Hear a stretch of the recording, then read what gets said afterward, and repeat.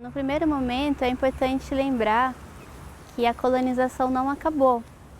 Esse é um ponto de partida importante porque muitas vezes a gente pensa que colonização foi um processo histórico lá da época de Portugal, aqui no país, né, e que ele já acabou. Então, os pensamentos descoloniais, pós-coloniais, eles tentam lembrar justamente que esse processo não acabou e que os efeitos disso são muito fortes até hoje na nossa realidade. Então, uma maneira de descolonizar é descolonizar o pensamento. E uma estratégia de fazer isso é questionar criticamente qual a real efetividade das contribuições europeias que partiam de um humano que era um humano branco, heterossexual, sem deficiência. Então, esse que era o humano ideal. Então, quando a gente toma esse conceito de humano e aplica numa prática, nós temos que um contingente imenso de pessoas fica fora desse ideal de humano, como, por exemplo, a população indígena, os povos negros, a população LGBT, as questões das pessoas empobrecidas, né? Então, descolonizar o pensamento é refletir até que ponto essas ferramentas, de um certo contexto, se aplicam ao nosso, né?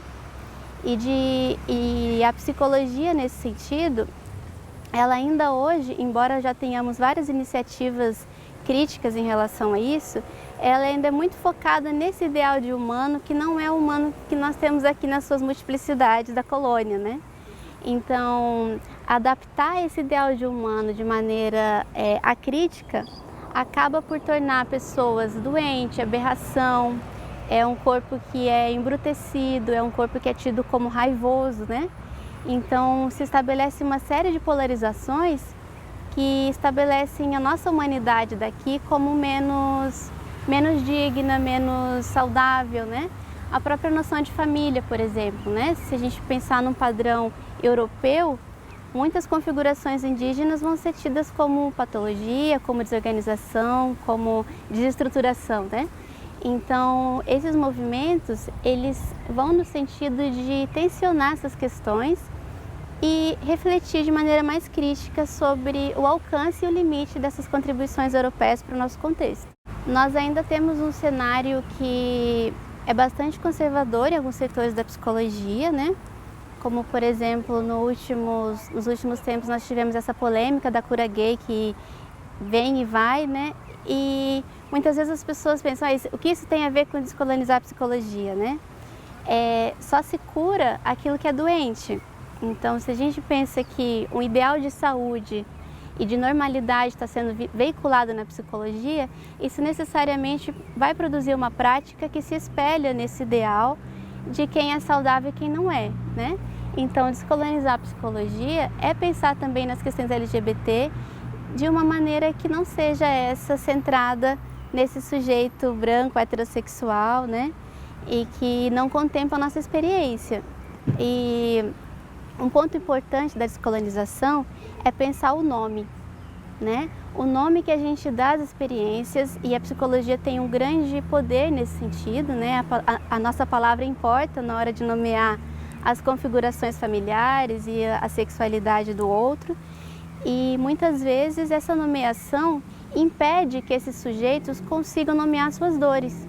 Então, as ferramentas para se entender no mundo, entender suas relações, se são ferramentas que descrevem essas relações como doentes, como aberração, como algo da ordem que deve ser medicalizado e patologizado, o próprio processo de cura fica muito deficitário nesse sentido, né?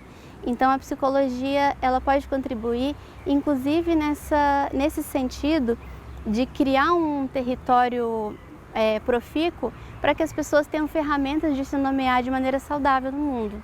Só fazendo um adendo, falar de descolonização é muito falar sobre questões raciais, né? Então, nós temos um estado que é o mais branco do país, né, em termos de percentuais, só que é o estado em que proporcionalmente a população negra é mais assassinada e tem menores salários do que a população branca, por exemplo, né? Isso é um sintoma da colonização, a desigualdade que ainda permanece nas nossas relações é um sintoma disso, né?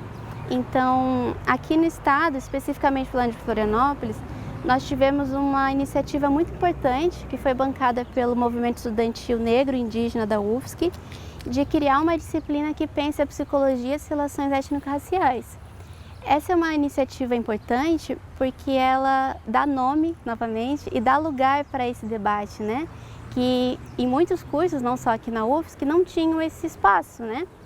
Então, aqui em Santa Catarina nós estamos com essas iniciativas que ainda são tímidas, mas que eu vejo muito positivamente, e pensando também que descolonização do pensamento é descolonização do corpo que produz, né? Então essa reflexão, por exemplo, dessa nova geração de acadêmicos que se tornou possível através das cotas, também nos faz pensar na descolonização da psicologia, né? De que pautas estão vindo por aí que antes não tinham espaço. Na nossa profissão e trocando com colegas, é muito frequente que a gente ouça que nunca falou sobre isso. O que é psicologia? A gente nem sabe o que é, né? A invisibilidade é tão grande que nós não conseguimos nem definir o que é. Então, esses movimentos do Dia da Mulher Latino-Americana, da Psicologia Latino-Americana, são iniciativas agora de tentar descolonizar esse saber, né? E tentar produzir uma psicologia diferente. E repensar o lugar da psicologia, as condições de saber, as condições de práticas, né? Porque o saber não se desloca da prática, então por isso que é importante a gente descolonizar o pensamento, porque nisso a gente também tem o contínuo com a prática, né? Então, nesse sentido, eu avalio muito positivamente essas iniciativas, né? Que a gente possa cada vez mais questionar a naturalidade com que nós incorporamos essas categorias que são conceituais, mas são categorias políticas também, né? Não é abandonar nossas referências e dizer que tudo é um lixo, mas é de fazer uma reflexão crítica sobre os limites e as possibilidades que essas referências europeias e colonizadoras realmente têm para o nosso contexto, né?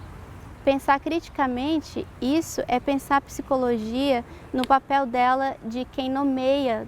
Eu vou focar nesse ponto de novo, né? Porque nós temos atualmente a população trans como pessoas doentes, né? E isso tem a ver com a colonização também, tem a ver um certo lugar de saber que nomeia tudo aquilo que excede como doente, né?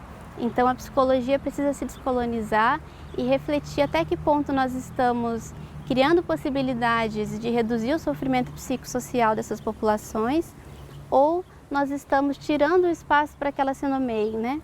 Então um convite a se fazer, e pensando que escuta é uma ferramenta fundamental na nossa profissão, né? Que a gente politize essa escuta e que a gente acolha e flexibilize, reveja e atualize as nossas ferramentas de entender o mundo e as nossas relações, né? É um pouco nesse sentido.